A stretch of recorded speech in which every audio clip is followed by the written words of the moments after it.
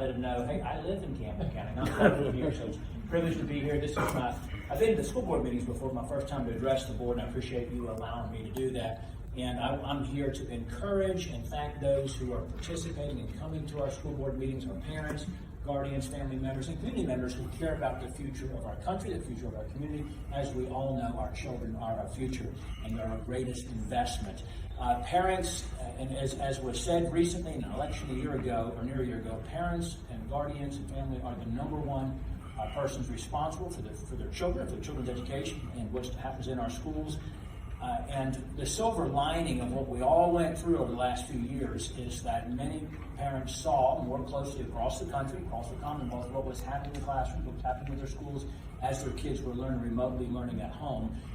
And so the parents were more engaged, more involved by necessity on what was happening. And transparency, accountability, oversight is always a positive thing at every level of government, whether it's local government, state government, federal government. The more that citizens and community members are involved and have oversight is always a good thing. One of the things that some folks don't like to hear me say, but I've been an advocate for the last few years since the China virus first hit our shores 2.5 years ago for cameras in the classrooms.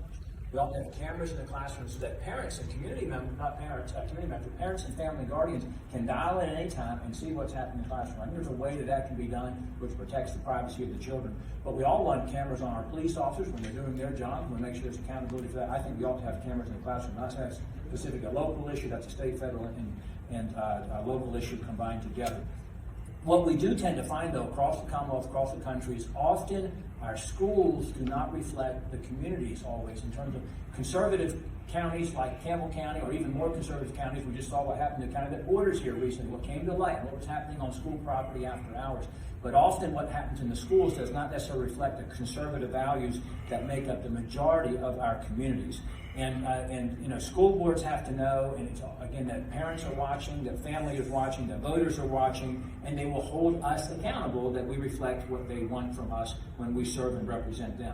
We want to make sure that we don't have indoctrination going on in their schools. That's happening all across the country. There is a county that borders here. I was at a school board meeting nearly a year ago, and one of the school members said, we don't, or actually, I might have been the superintendent, but said, hey, we don't teach critical race theory. We teach culturally responsive teaching. And it was essentially the same thing. And while no school in Virginia probably has a class that says, hey, critical race theory, it's that indoctrination or that ideology that permeates what is taught, or the narrative or the framing of an issue.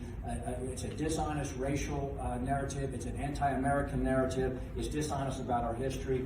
So parents have to be involved. Family members have to be involved and take responsibility for that. I encourage you for that, to do that, to those who, all of our parents to do that. The other thing I want to just say, we must refuse to ever go back to what happened 2.5 years ago during the 2020 and 2021.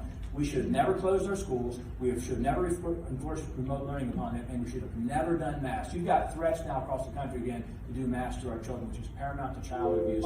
I hope that Campbell will stand in the gap between the state or the federal government if that ever happens again. So thanks for letting me be with you here tonight. Thank you again to our community members, parents, and family who are here to be engaged. Appreciate it.